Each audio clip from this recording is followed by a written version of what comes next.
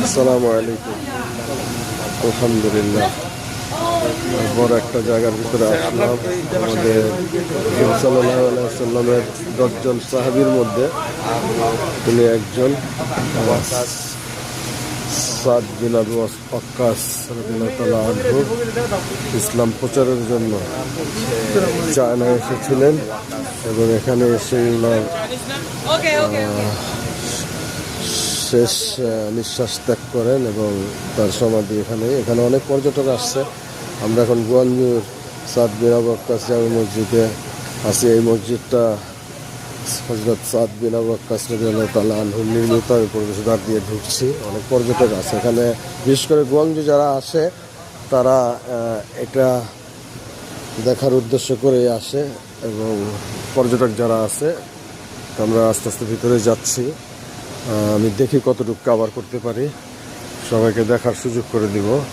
যারা আপনারা চায়না সফরে আসবেন, ঘুরতে আসবেন, তারা অবশ্যই চায়নাতে আসবেন। এখানে কিছু জিনিস লেখা আছে, অবশ্যই যেহেতু চায়না ল্যাঙ্গুয়েজ করা, তো এটা আমরা ঠিক ওইভাবে বলতে পারবো না যে এখানে কি লেখা আছে। তো এটা গুগল ট্রান্সলেট করলে আবার পাওয়া যাবে। যাই হোক, আসেন আপনাকে বাংলা বা ইংলিশ করে দিচ্ছি, চীনা ভাষা না, টুরিস্টরা এখানে আসে, অনেক লোক আসছে, মোটামুটি সবাই আসে এখানে। ভালো আছে, অনেক বড় একটা সাদ বিন আবি ওয়াক্কাস গ্র্যান্ড জামে মসজিদ।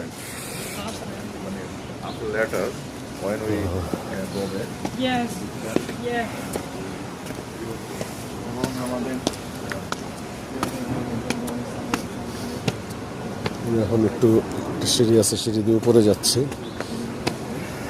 আমি দেখাই, আপনারা দেখলেই বুঝতে পারবেন জিনিসটা। সরি, আমার একটু ঠান্ডা লেগে গেছে। আজকে সকালবেলা একটু শীতের প্রভাবও আছে গঞ্জতে। এই কয়েকদিন আবার তিনি ছিল না, জান্নাতের সার্টিফিকেট নিয়ে উনি আসছে। তো আমরা যাই, যেতে যেতে দেখা যাবে ইনশাআল্লাহ যে অনেক বড় এক স্থাপনা। আর চীনা সরকারও এটাকে গুরুত্ব দিয়ে রক্ষণাবেক্ষণ করতেছে।